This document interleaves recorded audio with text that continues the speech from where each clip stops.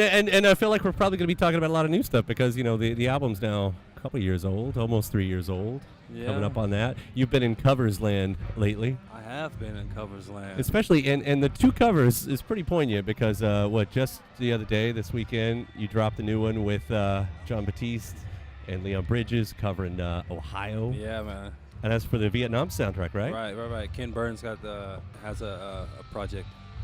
It's a long project, 20 hours or something like that on PBS. Have you seen any of it yet? I have not. I could have lied to you, but no, it's okay. I was just in New York, and I've never met him, but I ran into him up on MSNBC. He was a guest on one of the shows I was sitting in on, okay. and oh my God, I just had a freak out moment, Ken Burns and all that stuff. Yeah, but right. He did assure me, as any good artist would, that his newest project is his best one. So he says Vietnam is the best one yet. That's kind of the deal, isn't it? It is. How'd you get into that? How did that, especially the three of you guys, get put together for that one? Well, the idea of working with Leon and John was something that we had all talked about before this project even came together. So Leon reached out, said, come to Fort Worth. I got John coming. We're going to do this thing. This Ohio cover for this film. I was like, all right, well, the three of us from Fort Worth, I'm sold already. Part of Ken Burns' film, double sold. So we showed up and did it, man. We had no idea really what we were going to do or how we were going to approach it. Mm-hmm. And John just started playing that piano, man, and we just fell into it. Such a cool laid-back version of it, too. So the song was picked for you, though. Yeah, it was picked for us, which I thought was kind of cool. I mean, great song. The message is as impactful now as it was then, I think, in a lot of ways. So, yeah, I'm glad to be a part of it. I got to check it out now. Yeah. Well, I think that's, what you just said, that's kind of what I centered in on, too, because the other cover that you just put out is of the Beatles Come Together. Mm-hmm. That's for the Justice League movie. And I know that, on one side, Come Together because it makes sense because all the comic book characters are together. But the timing couldn't have been more appropriate in that sense, especially when you're talking, with a song like Ohio as well, for that to be the two-sided coin. I don't know. Is that running through your head when you're doing these songs? Definitely. I mean, I think that it couldn't be a better time to have these songs kind of show up in my life.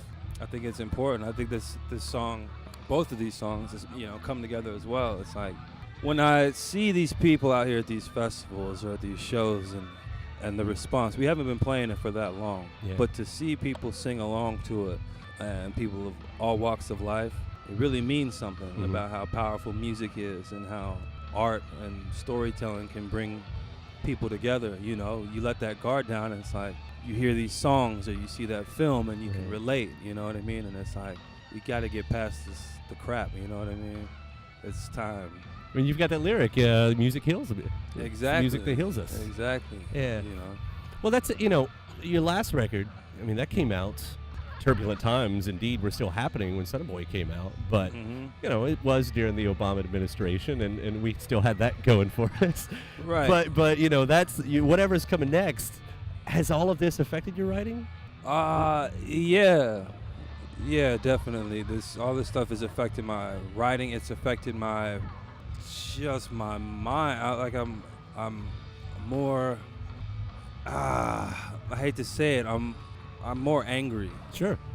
I'm pissed off. So you might hear me singing love songs. My first albums and this and that. But the stuff that I'm writing is just. It ain't that. It's not pretty at all.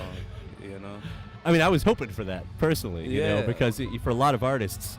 I'm going to say this in the worst way. Okay. But something like this is almost, I was going to say it's a gift, but it's an opportunity. It's an opportunity. And I'm a fan of protest songs. I'm a fan of speaking out. I'm a fan of using that, to push, because all of my favorite songs were, Right. When you have a song like Ohio, when you have a song like Come Together that are unfortunately still relevant, right. in this day and age. I mean, how frustrating that must be for the songwriter, in a sense. But that's what I'm saying. That's what I'm kind of getting at here is when you're writing these songs, with this frustration, with this anger.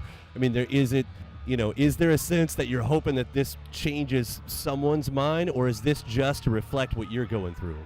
It's a little of all that, to reflect what I'm going through, to maybe spark some sort of an idea, which I think can lead to a civilized conversation, between human beings and talk about differences and similarities and really break it down. It's like we all as human beings, we feel the same emotions. You know what I mean? And it's not that complex, and for some reason people make it more complex than it needs to be, and it starts wars and arguments and fights and killings, you know, and it's so close. People know it, people realize it, you know, but there's like powers that be put the foot down, and people are scared to speak up about it and fight against it, because your life is in danger, your freedom is in danger, you know. You can't go against us.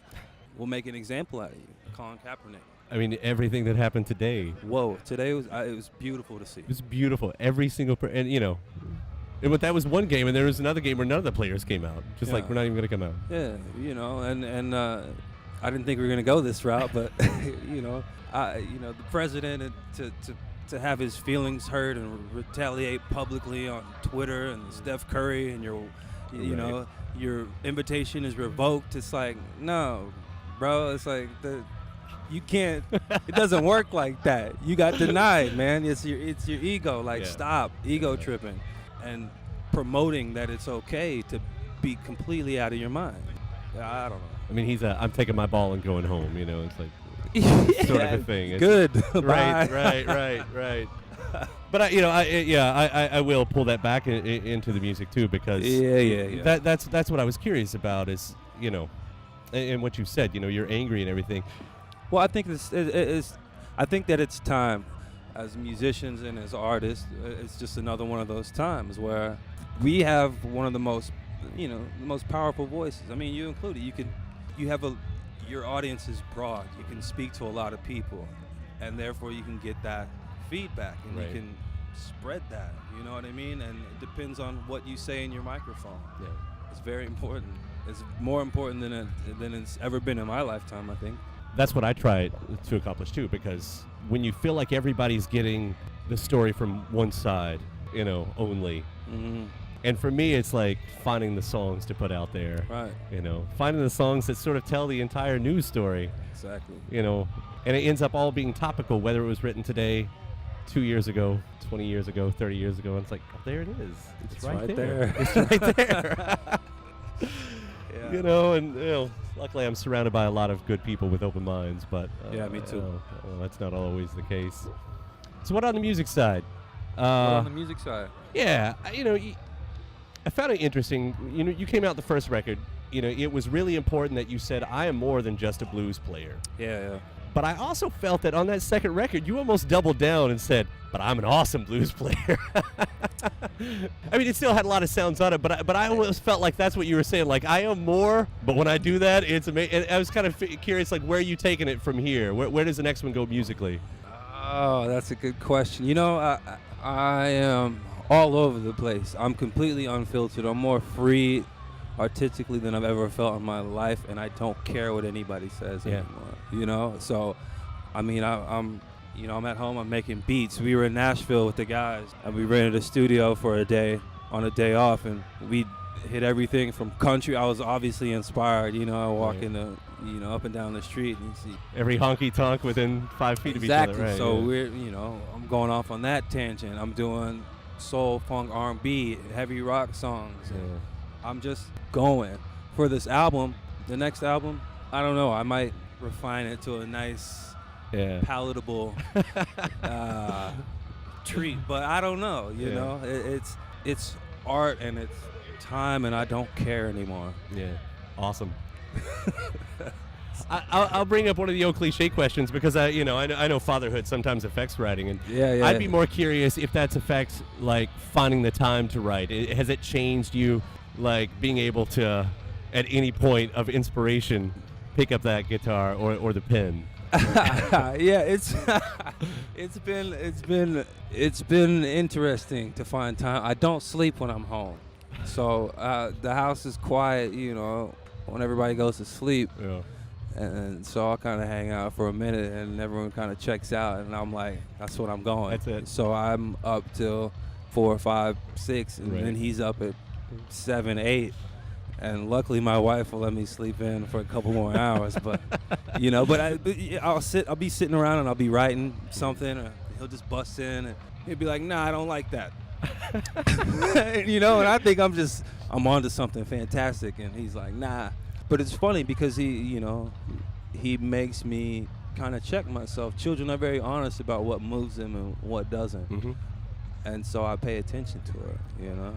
So it's How old affected is me he in now? that way. He's about to be 3. Yeah, so this next record is going to be approved at least by a 3-year-old. You know, DJ Khaled's son produced his record. You know DJ Khaled? Yeah, I know. Yeah, I know him, but I didn't So, know that. Yeah, so he credited his That's like amazing. 8-month-old with producing his album. Yeah. Which is showing love, you know. Yeah. So Young Z might get a credit. Produced by. I mean, you saw what mine just did a minute ago. He threw his head down and then got up and walked away. That's how he feels about interviews. Yeah, he's over it. I picked up on that. I made a mental note. I was like, he's out. He left his glasses and everything. He's like, no, I don't need it. Over it. I don't need this.